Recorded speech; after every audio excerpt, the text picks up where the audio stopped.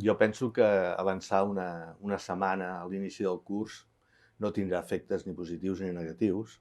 El problema fonamental, jo he estat molts anys a l'educació primària i a la secundària, és de que els nomenaments es van fent a partir d'un determinat moment i, per tant, els centres no tenen la plantilla més o menys completa fins pràcticament el 15 o el 20.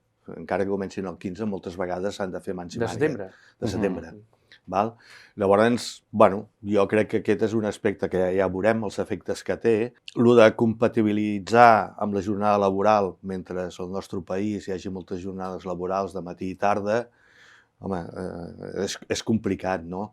I aquestes activitats fora de l'horari escolar, però també educatives, que s'haurien de fer, també caldria veure o assegurar qui les finança i com es financen, no? Perquè tothom hi pugui tenir accés. Jo crec que més enllà de les mesures, però sí que ha faltat concertació, no? Concertació amb els sindicats, concertació amb la federació d'AMPAs i poder-ho parlar amb una mica més de tranquil·litat, perquè bé, segurament aquest de l'inici del curs és un dels problemes que té el sistema educatiu al nostre país, no?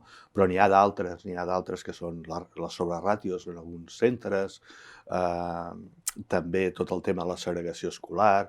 Vull dir que tenim molts temes per anar tractant i jo crec que quan més parlem en conjunt i intentem abordar-los conjuntament, millor.